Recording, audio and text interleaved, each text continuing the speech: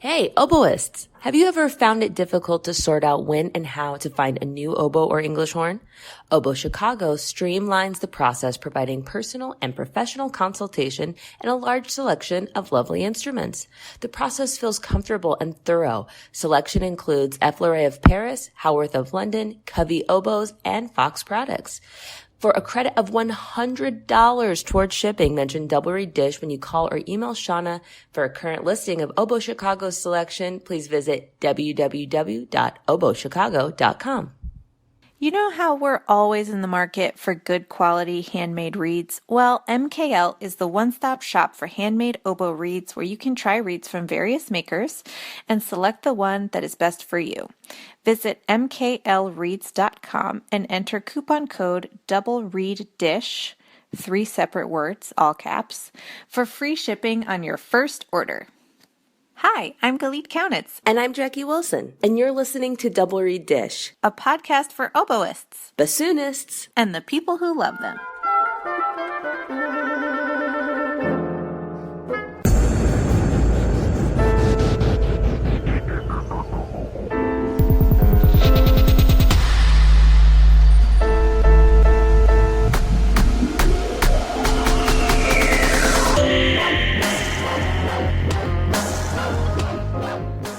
Hello, bassoonist Jackie Wilson. This is bassoonist Jackie Wilson. I will give you several more sentences to take note of my unique and not like my co-host's voice. How are you, oboist Galit Kaunitz? I'm doing quite well. Thank you, Jackie Wilson. We're just trying to make it very clear who is who. I know that we sound similar, but it's okay. Anyway. Anyway, it's summer. It is summer. I am living it up in Michigan. It is so beautiful here, and I am practicing a lot and, just living my life. How's your summer going so far?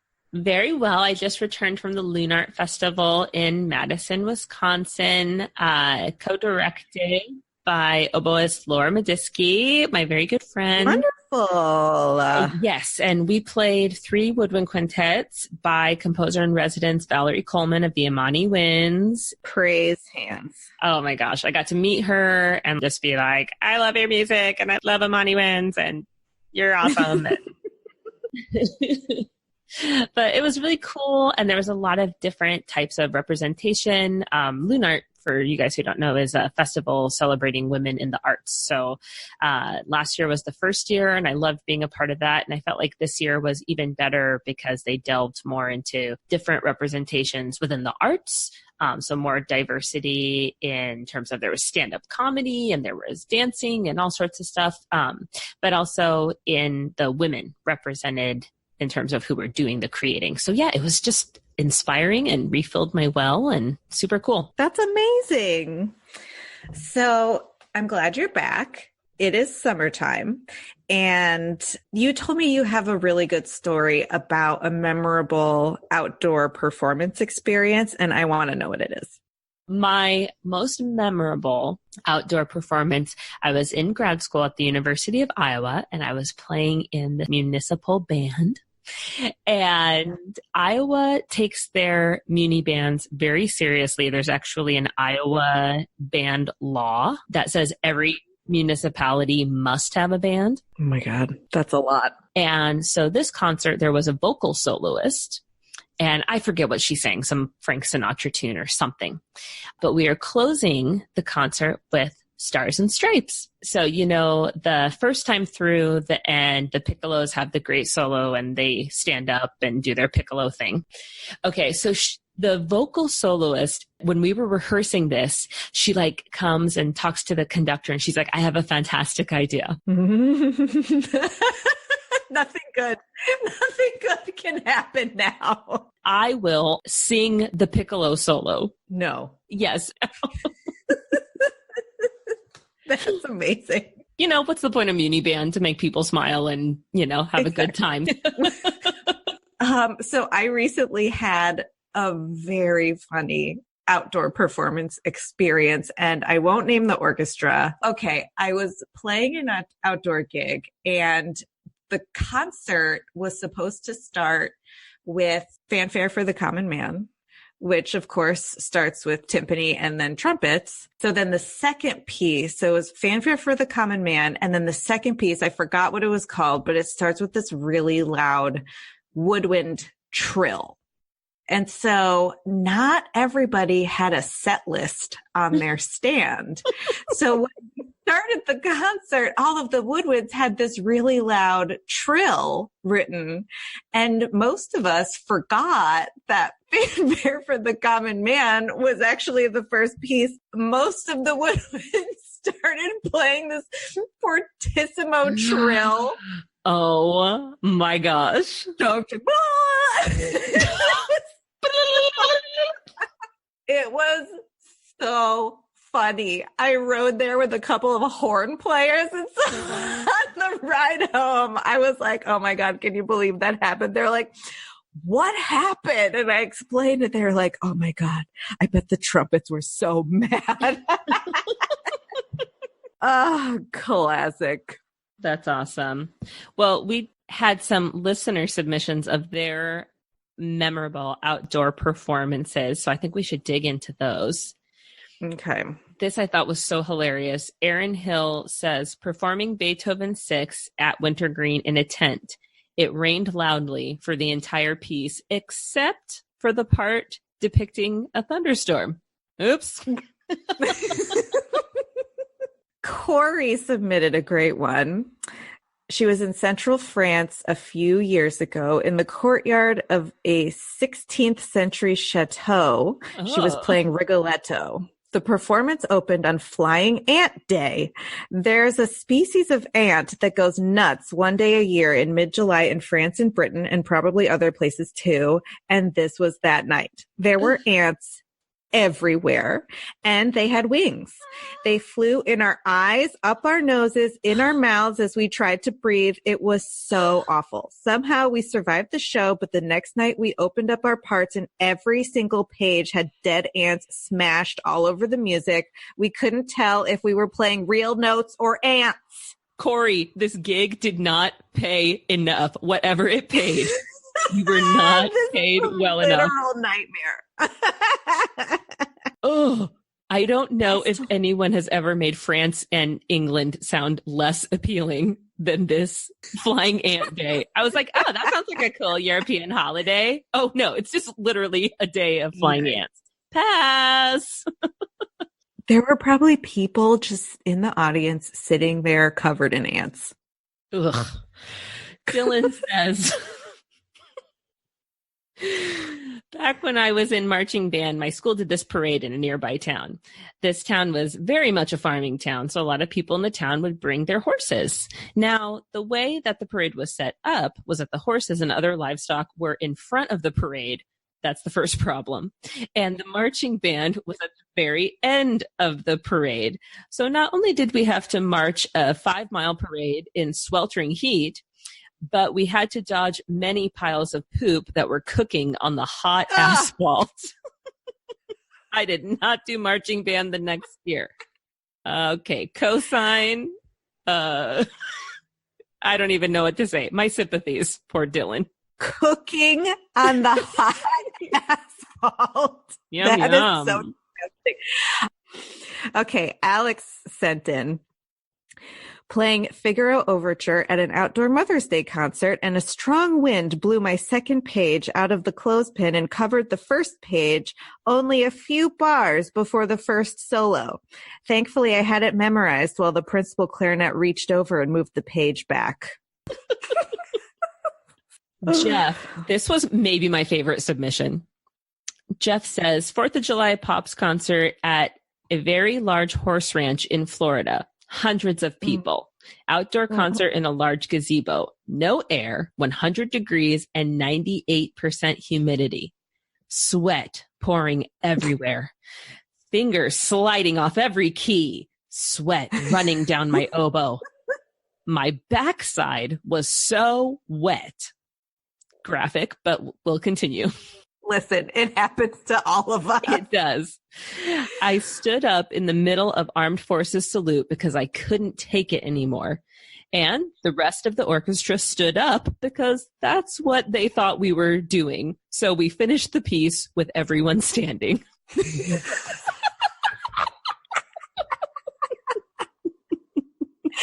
Jeff is my hero. Jeff is my new hero. Yes. I just want to grow up and be like Jeff. Well, I think Jeff is obviously a leader. Not just a leader. Jeff is a trendsetter. Like, Jeff is a style maker. And everyone's like, well, if Jeff is standing, we all have to stand. Yes. Okay, last one. Jen wrote, starting with the word ugh. Ugh. It's going well so far. Got hired for an outdoor gig in a small town outside of New York City, and there was a heat advisory with temps above 100. The contractor told us to wear long sleeves, and I said no. Then he kept stressing how there would be thousands of people there for our multiple performance. The first show had about 4 people in the audience. It didn't get much better after that. Ugh, indeed. Oh, it's horrible. I hope everyone protects themselves from flying ants on Flying Ant Day. That everyone brought an umbrella. Everyone dodges baking piles of animal parade remnants. Amen.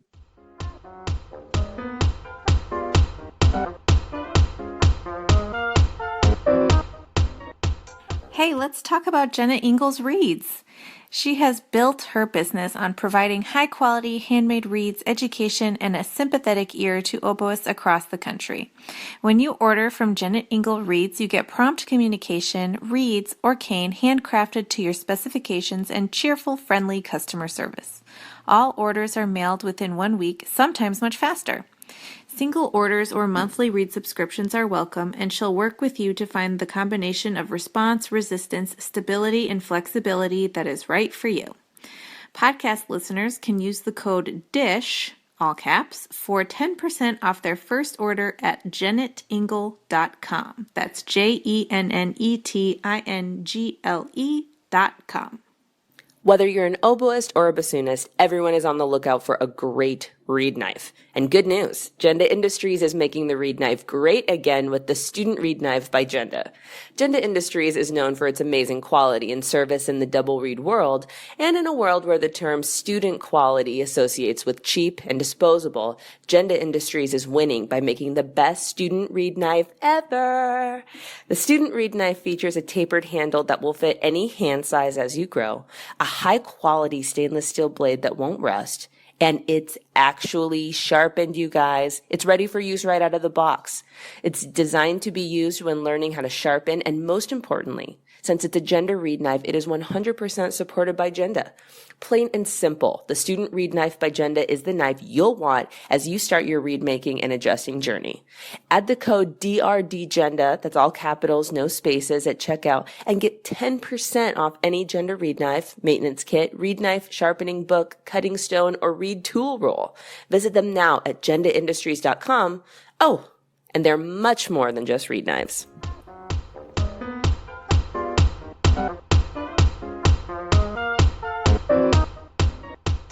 We are delighted to have joining us today on Double Reed Dish, Russ deLuna, solo English horn, and the San Francisco Symphony. Welcome, Russ. Thank you. Glad to be here. Our favorite first question is to ask how you began to play the oboe.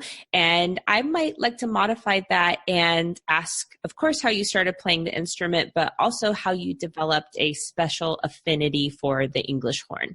Well, I started music kind of my father was a minister and we kind of moved around a lot, but music kind of was the one thing. I started in 6th grade on the saxophone, on the alto sax, and kind of was just wanted to play in church and whatever. But then I got really into it. That's kind of all I did was practice all the time. So I think we moved in the 8th grade. We moved from Alabama. I was born in Mississippi. Oh my God. Yeah, I was born in Mississippi. Where in Mississippi? Meridian. Oh my God, I play in the Meridian Symphony. No way. Oh my Yeah. God. Wow. That's so cool. I'm in Meridian like all the time. That's so funny. Yeah, so I was born there, but we moved to we moved to Arizona, like Phoenix, Arizona, right before I started school. So I started out there, and then we moved back to Mississippi, and then to Alabama, and then to Ohio. I started in Alabama on saxophone, and then I also started taking clarinet. And then we moved to Ohio, and my band director at the time said, you're obviously very talented. We should probably, you should probably really consider the oboe, because I know your parents don't have a lot of money, and you could probably get some scholarship for school. And so I thought, well, that's sure. What's an oboe? So great. So he sent me home with an oboe and a fingering chart, and I fell in love with it right away. And got a private teacher right away, and who taught at Youngstown State University by the name of Bud Mold, an odd name, but Bud died a couple of years ago. But anyway, so I took oboe with him for all through high school, and then always wanted to be a performer. And my band director in high school, Mr. Moore, was kind of a little bit concerned about that. He says, getting a job in an orchestra is kind of like winning the lottery. You really should come up with a backup plan, just to, be sure you can work in the field of music if that's what you want to do. So I started out as an education major at Ohio University, and wasn't really into it. I liked the idea of teaching. I actually love teaching, but classroom teaching really wasn't my thing. And anyway, I just thought, I really want to be in an orchestra. I'm going to go for it. So I changed to performance. And soon after my second year in undergrad, my teacher left, Thomas Gallant, left the school. And he says, you should probably go to a bigger school that's got a better program and has a good orchestra and da-da-da. And you should go study with Ray Still at Northwestern. I said, well, okay, who's that? And I had never listened to classical music before I went to college. So it was really all kind of new to me. And so I went to Northwestern, got in, and Mr. Still took me as a student and was there for 2 years and played in Chicago Civic and really loved being at Northwestern. So then I studied with him for 2 years at Northwestern and was going to do my grad degree there, but got married right after undergrad, and my wife got really sick. So I dropped out of school and we moved to Atlanta, Georgia, at which time she was in the hospital for like a couple months. So I started studying. I went to the Atlanta Symphony. I heard Jonathan DeLoe play, and very different style of playing from Ray Still, and more of the John Mack approach, and blown away by it. I thought, I have to study with this guy. So I called him up and I said, I really would love to come have a lesson. And he said, great, come over. So they were playing Mahler 6 coming up, and I had just gotten lucky enough to perform Mahler 6 for the Chicago Symphony as a student, as an extra, because I was in Civic. And I thought, well, I was pretty proud of myself, and I thought, it's Atlanta Symphony. I just played this with Chicago. They'd be happy to have me, So I go play for him, and he says, well, you're not going to fit in my section. You're going to have to change everything about your playing. Ouch. Down to the oboe, the reeds, everything. Oh, boy. And he says, if you'll agree to do everything I tell you, without question, I'll take you. I said, okay. So we began to work and kind of rebuild my playing, and it was the best thing I ever did, actually. And then about 3 years later, I studied with him privately while I was freelancing, and played a lot with the Atlanta Symphony and the Atlanta Opera and the Atlanta Ballet, and taught at 3 colleges, played in 5 orchestras. And would take auditions, once a year. So I couldn't afford to take a lot, but I would get close in oboe auditions, but not really I would advance, not all the time, but sometimes, and felt like I was doing well, but I was getting older, and I had a wife, 2 kids by then, and I thought, I've got to do. No, I had 1 kid at the time. So my teacher said, or DeLoe said, you should go get a master's degree. Why don't you go up to Boston and study with Ralph Gomberg at BU? So I said, okay. So I went up there and studied for 2 years with Ralph Gomberg. And he said he's not really the greatest, maybe reed teacher, but he says your reeds are pretty set. He's just a great coach of music. He studied with Tabito and got that whole lineage going on. And So he was wonderful. He was one of my favorite teachers. So then after I graduated there, I went back to Atlanta because I had gotten a couple of jobs in orchestras that I was able to take a sabbatical from, and just started freelancing again. And I was teaching at Emory University and Columbus State University and Georgia State University, and freelancing, driving about 30,000 miles a year in my car, and it was a lot of work. And I kept getting close, like I said, and so this will kind of morph into how I came to the English horn. I was playing, like I said, I was first called with Atlanta Symphony and playing principal in the opera, which was a very part-time thing. Played English horn in the ballet orchestra, and principal over in the Columbus Symphony. So I was doing these things. I started getting work in the Alabama Symphony, who Jim Sullivan is one of my best friends, and he's the principal of us there. And he said, "You should come over and play English horn here. We need you to play," I think it was Bach St. Matthew Passion. I said, okay. So I went over, and it went really well. And I didn't even own an English horn. I couldn't afford one. And I thought, I'll just borrow from the schools where I teach, or my students I borrowed. And it went really well. And I thought it kind of started in my brain thinking, this is really fun. I really enjoy the English horn. And people give me all these great compliments. Like it's, everybody liked my oboe playing, but they're just like, you sound really natural on the English horn. So yeah, whatever. I want to be a principal oboe player. So I went back to Atlanta, I think a couple of weeks later after that Bach, and the Atlanta Symphony called me to play William Tell on English horn. And so I played it. It went really well. deLuna, my teacher, looks down at me, says, "Russ, I think you're an English horn player." And I was offended. I was very upset. I was really disappointed because I thought, it's not what I want to do. I mean, I felt like it was kind of a slam. He says, "Why are you upset? There's nothing wrong with playing the English horn." And it took me a couple of days to think about it. And I came to terms with it. And I thought, there's nothing wrong with playing the English horn. It's kind of the best job in the orchestra in some ways. Anyway, so I started doing more and more. I got called to play 2 seasons in Alabama Symphony, and got to play a lot of the big things. And I thought, I should take an English horn audition. Well, I should buy an English horn first. So I got an English horn. Took an audition for Houston Symphony in 2004 and was runner-up. And I thought, why did I not do this 10 years ago? So, I did really well. And then I went and had one English horn lesson with Robert Walters, which was pretty revelatory and eye-opening.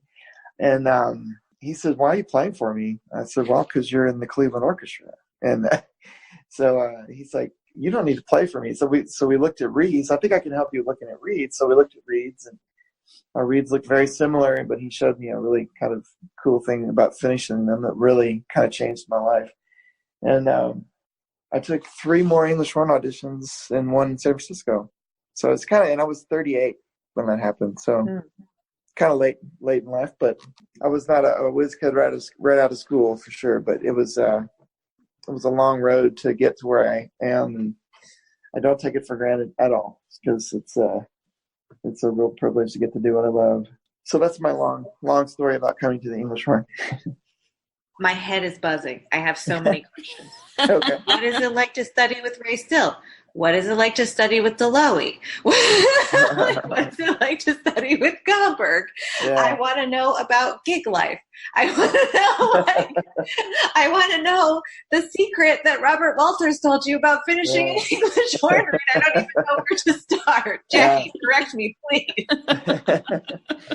Well, what was Ray Still? Let's start with that. Ray Still was he was tough. I should tell you my story. When I first got to Northwestern, it's kind of a long story, but I'll be quick. They had no dorm for me. They had no room for me in the housing. So I ended up living in a lounge with 3 other guys that knew nothing about what an oboe was.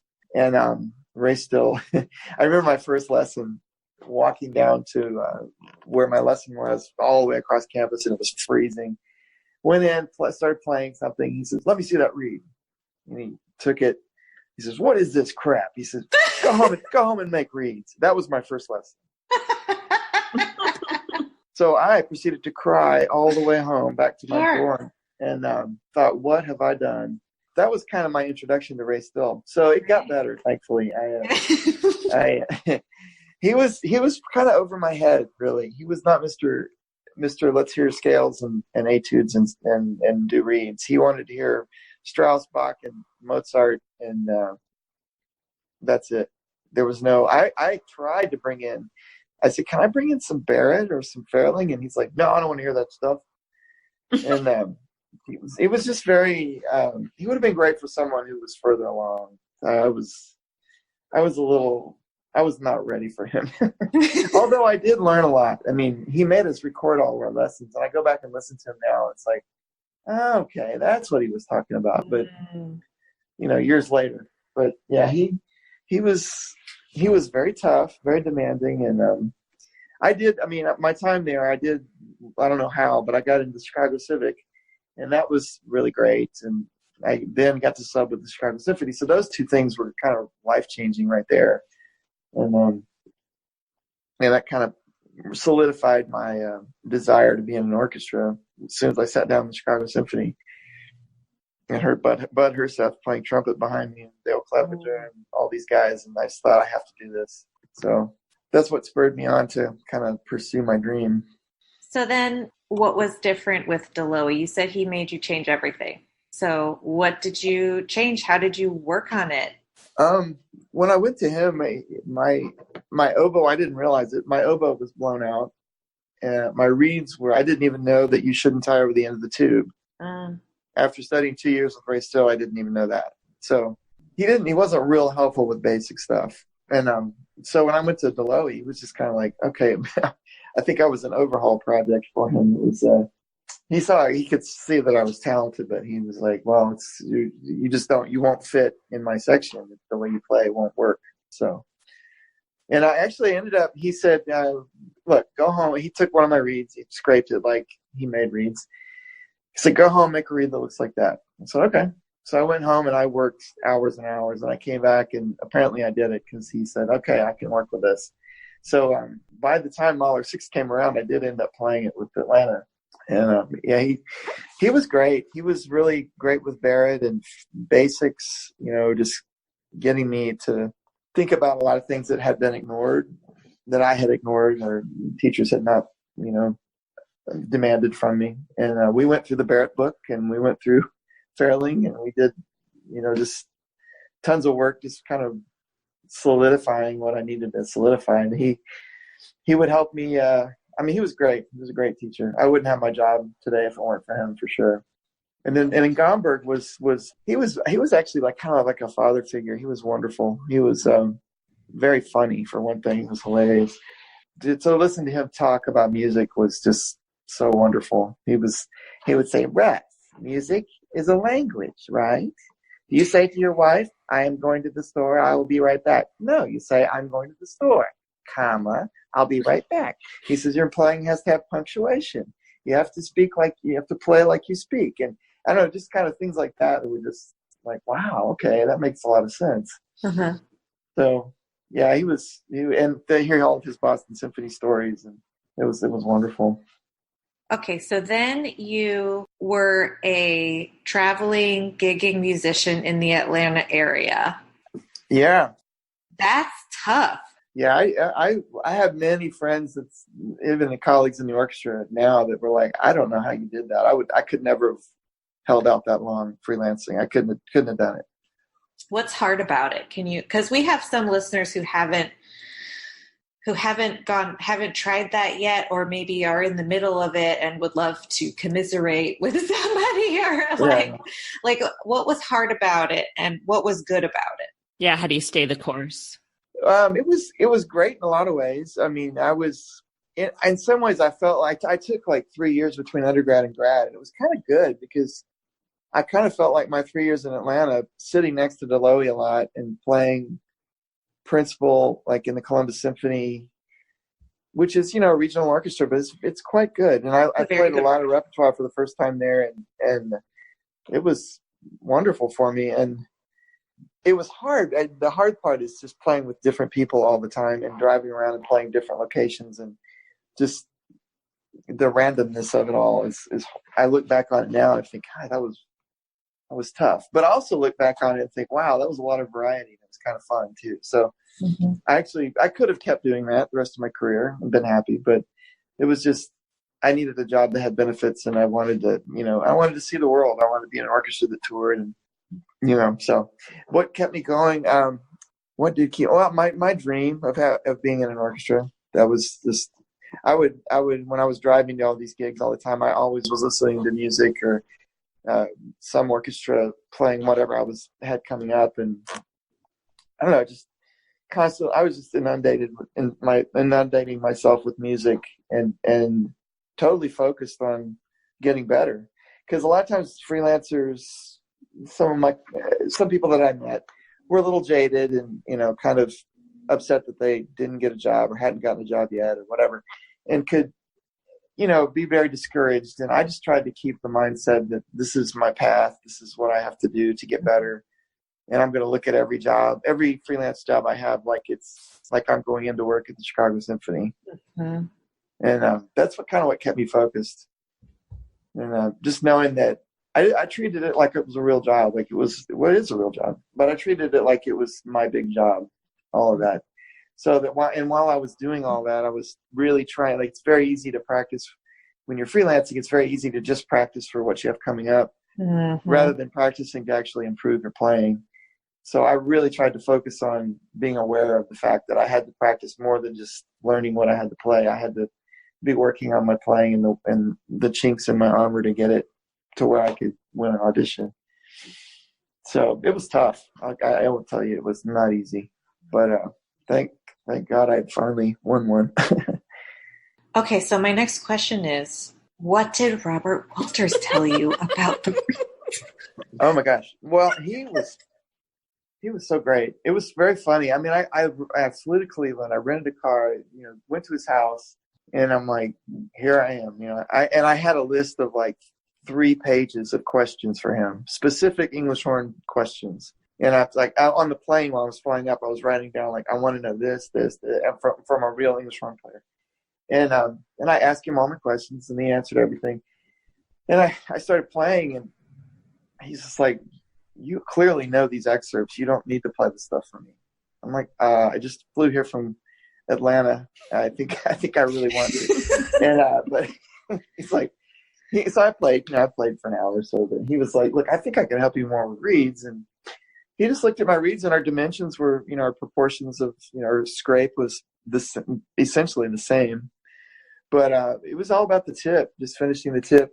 He talks about creating a ramp at the end of the tip where I was leaving chunks on the end of the tip, basically. Oh, okay. But he would just refine it and refine it and refine it, just scraping even off just from the very end of the tip all the way onto the plaque, all the way across the middle, which I was always taught was you don't do that. Mm-hmm. And I started doing that. It was like, oh wow, this is my reeds actually respond now. Good. So yeah, it was a big help. That's really interesting because I was always told, and I'm sure some listeners are going to think oh God, that's such a lie. Why would you say that on the air? But I was always told that English horn reeds are just like big oboe reeds that are less finished. And it sounds like that is false. Yeah, I was kind of told something similar when I first picked up the English horn, but yeah, I mean, what else can you do when you pick up the English horn as an oboist for the first time? Well, all you can do is approach it like it's a big English horn reed, and that's what I did. Mm-hmm. And like it's a big oboe reed. I'm sorry, and essentially that's what I did for a while. And then I started realizing the demands of the English horn, the issues, the pitch issues, the idiosyncrasies of the English horn are different than the oboe, very different, obviously. And the reed just requires a little bit different. I mean, it's maybe a little thinner in the heart than on the oboe reed, but it's maybe a little thicker on the tip. But I don't know. I say my English horn reeds are just as refined as my oboe reeds. That makes more sense for sure. I think, yeah. And I thought they were big. I thought the whole myth of they're easier to make because they're bigger. Well, maybe, but not really. They're still hard to make. Mm-hmm. I find, I love making reeds. So it's not really a chore to me. I enjoy it. But one of the other big things that Robert Walters did for me, I have to tell you, I had 3 teachers, 2 of which were, let's see, Ray Stoll, deLuna. They were actually all 3 very old school, like beat you over the head, insult you, to motivate you kind of thing. Mm. Except Gomberg, although he could do that as well. But Rod said, mark my words, you will have a big job one day. And that was like the best thing he gave me the whole lesson. Wow. Was like, oh, he just kind of validated everything I was doing. Mm-hmm.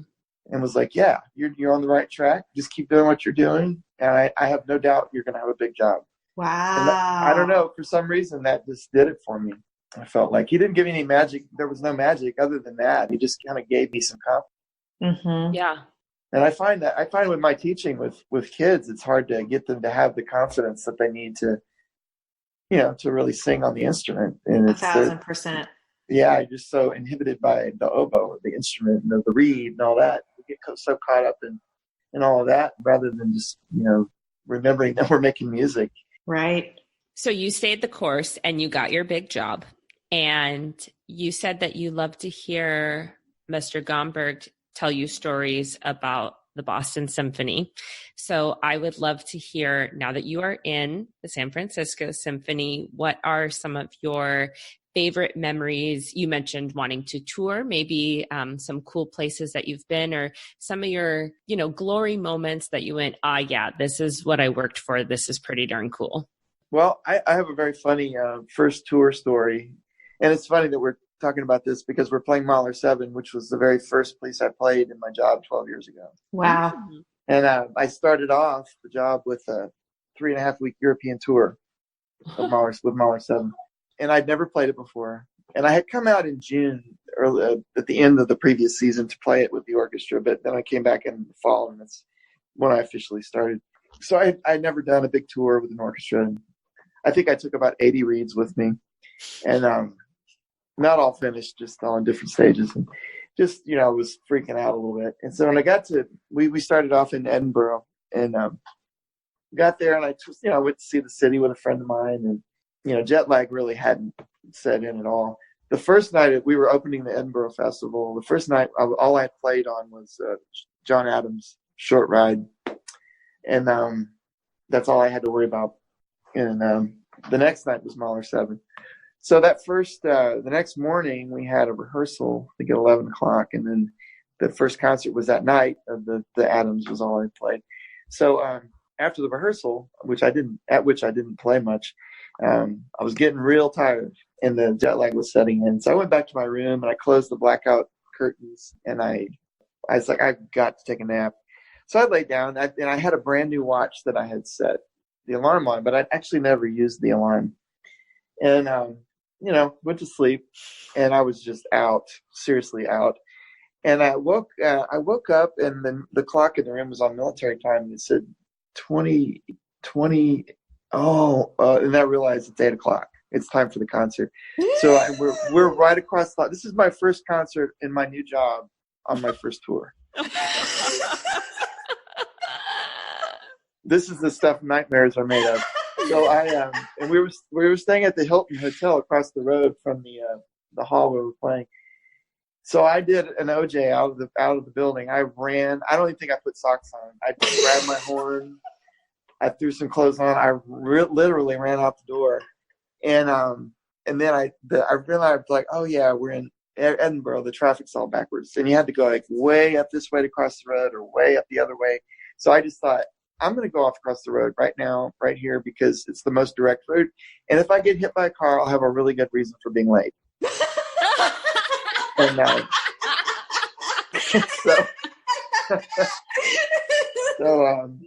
I got over to the hall, and I remember at the rehearsal, our personnel manager said, look, our wardrobe trunks are in the next building to the hall, next door to the hall. They're very hard to find. We'll have people positioned to guide you to where they are. So I get to the hall, and now the piece I play is third on the program. It's a little set of three contemporary pieces, and the Adams was third. And I get over there, Rebecca says, why aren't you changed? I said, I slept through my alarm. She's like, go get changed. So I can still make it. So I run next door. There were 4 flights of stairs. They said, go all the way down to the bottom, you'll see it. So I go down. I can't find it. I run back up the stairs. I can't find it. I did this like 4 times. Now, mind you, my heart's already beating out of my chest because I'm late. And So I run back. I can't find them. I can't find my tux. So I go over to back to the personnel manager. She's like, why aren't you changed? I said, I can't find the trunks. She's like, oh my God. So they send someone with me. I go get changed. I literally have no socks on. My shirt's buttoned up wrong. My bow tie's all crooked. I look like a wreck. I get over to the hall, and the staff photographer says, oh, I got to get a picture of this. And take the picture. Everybody's laughing, which I did not find anything humorous about it at all. So I go over to the – now I can still make it. I actually am still before it's time to go. So I go stand on the other side of the stage where they're going to let me on. And now remind you, this is the opening of the Edinburgh Festival. It's kind of a big deal. So, and she says, we've told Michael that you're late. He's going to stop and let you on before the Adams. Okay, great. So I'm standing there waiting, and then I realize, oh God, my music. I had left my music in my case. So I ran and got my music, come back. I'm still okay. I'm going to make it. And then I hear the woodblock that starts the Adams. What? So they had started the piece without me. And my heart sank. And I had visions of a meeting saying, we're sorry, you're not getting tenure. So I'm standing there. The personnel manager comes over and she says, why aren't you out there? I said, Michael started the piece without me. I mean, she says, well, you're going to have to go apologize to him. I said, well, of course. So after the Adams was over, I went over to NTT's. He was waiting in the wings, and he was kind of up above me, and I was down below. There was this stair situation. And I said, Maestro, I'm so sorry. I said, I slept through my alarm, and please forgive me. I'm so sorry. He looked at me funny, and he says, I just hate that piece without English horn. Well, you can't really hear the English horn in the piece anyway, but I said, you're being funny. And he's like, yeah, don't worry about it. Don't worry about it. He says, remind me to tell you when I did that to Seiji Ozawa one time. he was totally cool about it. Oh, my God. So I went over to a friend of mine, for associate principal oboe, and I said, what are you doing? He says, I'm done. I'm going out with a friend. I said, well, I'm going with you. Or can I go with you? He's like, well, we're going to a gay bar. I said, I don't care. Let me go going. Let's go. So we had a good time. Oh my gosh. That was my nightmare tour story. I am so stressed out right now. I really thought I would never get tenure. I mean, but Michael was very cool about it. It was turned out being okay, but wow. Okay, so I'm a big Real Housewives fan, and at the reunions they say you have to have a rose for the season and a thorn for the season. It always ends up going here. Well, I feel like, so that story was hilarious. It was a little thorny. And so can you give us like a glory moment, like a rose moment, something that won't give us like anxiety by proxy? Yeah. It's like awesome. Yeah. Well, there have been a lot of those too. I have to say one of my high points in my career thus far happened last season, but it actually wasn't with my orchestra. I got called the sub for Robert Walters in Cleveland Cool. to play all of Tristan and Isolde. Cool. And that was pretty much a high point. I never thought I would ever end up playing Tristan and Isolde on English horn, the whole thing, and that big offstage solo. And so they called, and I had big stuff I was playing here, and they said, well, is there any way you can come? We really need you, and the maestro really wants you to play. And I said, okay, I'll see what I can do. So they actually let me out to go, and I missed the first 5 rehearsals because I couldn't be there that week. So I thought, well, surely when I get to rehearsal, they'll start with, one of the other acts, not the third act where the big solo is. And no, maestro says, third act. English horn, go, and I had to go up and be in the organ works and play the solo off stage. But it was great. Oh my God, the Cleveland Orchestra, it was so great. It was such a great experience. That is so cool. That was a high point for me. And my high school band director and his wife got to come because they live in Ohio.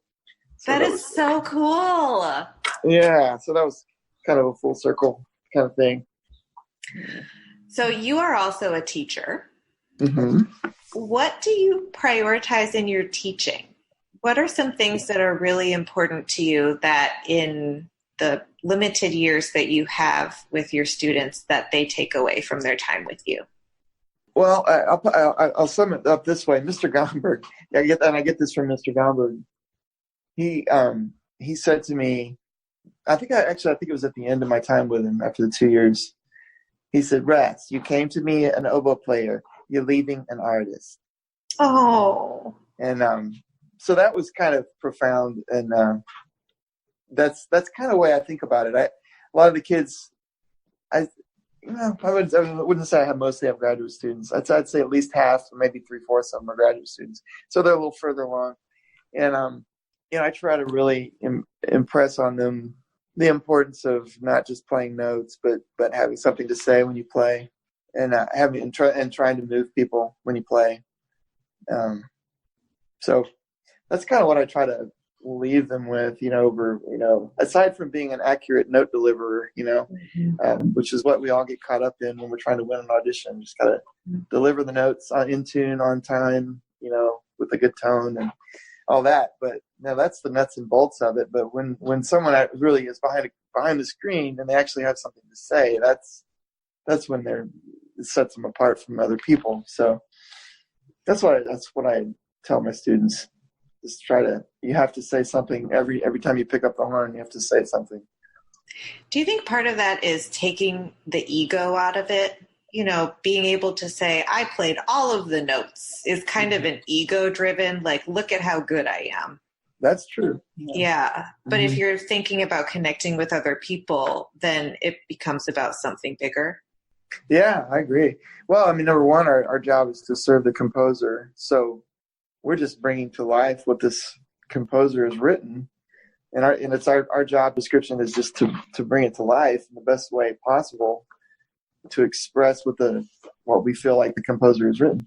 And of course we give a lot of ourselves, put a lot of ourselves into that. But I think it becomes, especially in an ensemble setting, it becomes such a special and an incredible experience to sit down and play a Mahler symphony with 100 other people. And you have this part that fits in so intricately. I don't know, there's just nothing like it. It's so amazing. So yeah, I just try to impress on them how to ways that they can interact with the music and with the composer, even if they're not around, to express themselves. And it's not about ego. It's about the music. Yeah. Do you have any advice for silencing that inner voice? Because that's something I struggle with a lot. I think a lot of people do, especially in terms of how it relates to performance anxiety. And you were working toward this goal of a really significant orchestral job for so long that I would anticipate having this is it, this is my moment, or don't mess up, or that type of thing. And now in the job that you have, there are really high expectations. So do you have any advice for those voices in our head that don't seem to go away? The little doubt voices? Yes. Yeah. Well, I actually was coaching some kids recently on getting ready for auditions and juries and such. And yeah, that's always, I deal with that myself. I think, well, number one, the best way to deal with those voices is being completely thorough in your preparation. The more prepared you are, the less those doubts tend to have an effect, I think. Obviously, the less prepared you are, the more nervous you are, obviously. Mm-hmm. But I still have those voices at times, and I just remind myself to trust my preparation. And just take a chance. And I've also learned, being among world-class players. I'll tell a story about a colleague in Atlanta back when I was playing with Atlanta Symphony one day. And I shouldn't say who it was, but this person played a solo in a Bach St. Matthew Passion, I think it was. And one night it just did not go well at all. And I was sitting right next to him when he played it. And he looks over at me. He says, well, I guess we know which night they're not going to use for the broadcast. And I was just thinking, if that had been me, I would have wanted to go, crawling or under a rock somewhere. But it was like, wow, this great player is forgiven himself already for what happened and is just kind of moving on. Like, there's no shame in it. Yeah, it's like, and then the more we realize that we're actually human and that we're not, edited recordings. I mean, live performances, it's not about perfection. It's about making people feel something. And one of the greatest compliments I got was years ago. My daughter was sitting in the balcony. She came to a concert. Her name's Taylor. She came. We were playing the New World Symphony, and she was sitting up in the balcony listening. But she was sitting by herself. And this older couple. She was pretty young. I think she was 9 or 10. She was sitting there, and this older couple says, "Are you here by yourself?" And she said, "Yeah." She said, "Well, where are your parents?" And she said, "Well, my daddy's down there in the orchestra." They said, "Oh, what does he play?" The English horn. Oh, okay. So afterward, these people that were sitting next to my daughter wrote on the program how much my solo had brought them to tears and all this stuff. And I thought, well, that's what it's all about right there. That's amazing. Yeah. So when you have moments like that, that makes it worth it. Yeah. Are there any lesser played works for English horn that you wish more people knew about? Yeah, well, the Rod Roy Overture is one that we all have to play on these auditions all the time, but it's never done. Very, very rarely ever done. Although the Brevard Music Camp did it 2 summers ago, one of my students actually got to play it. I was like, "You're so lucky you get to play this piece." It's like it never gets programmed. Mm-hmm. But it's this beautiful duet with English horn and harp, and it's actually the same tune from Harold in Italy that the viola plays. Oh, cool. Yeah, it's a really beautiful, beautiful piece. Rachmaninoff, the Bells is a wonderful piece that I don't think it's programmed enough. Yeah, I don't know that one. It's got a wonderful English horn solo. It's a piece for chorus and orchestra. And I think it's the last movement has this great English horn solo. Oh.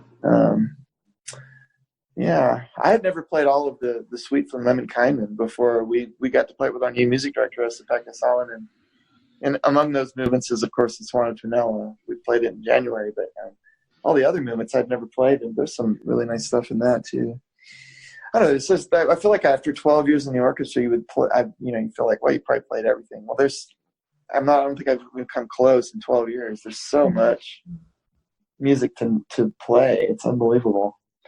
So I feel like some things are starting to come around for a second and third time, but this every that's what I love about it. You're always encountering new music, and of course there's always new music being written, which is wonderful as well. So it's a great thing we get to do.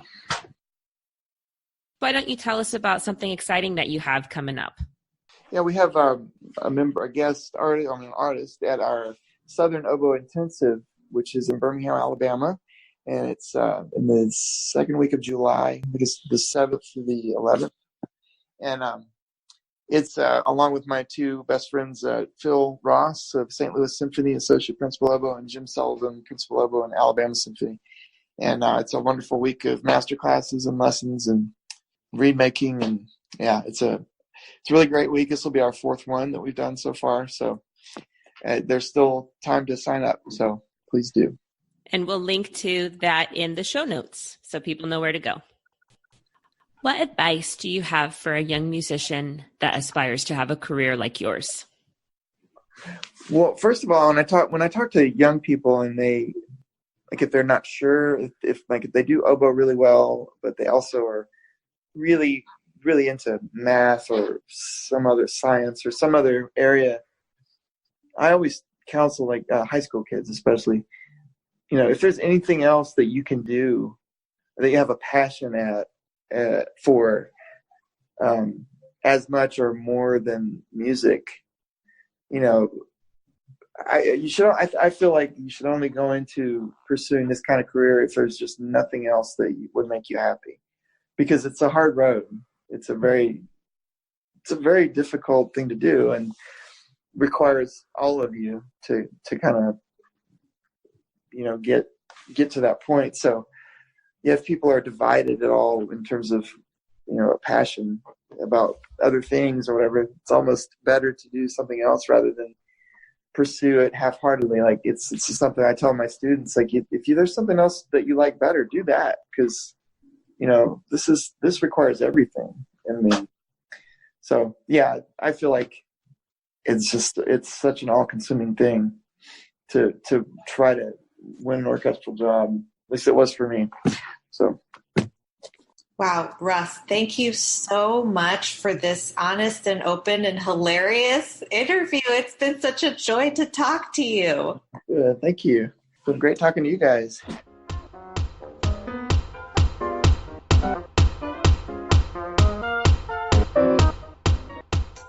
Thank you for joining us for another episode. We hope you enjoyed it. Don't forget to follow us on social media. We are on all of the platforms at Double Reed Dish. If you want to follow us individually on Instagram, I am Wilson Bassoon. She is Hello Oboe. And if you wouldn't mind rating and reviewing us wherever you listen, we're available on iTunes, Google Play, YouTube. We would very much appreciate it. Galit, who's coming up next time? Next time, we are so happy to have Alexandre Silverio, principal bassoonist of the Sao Paulo State Symphony Orchestra. You're not going to want to miss it. Jackie, it's time to end this nerd parade. Go avoid flying ants and make reeds.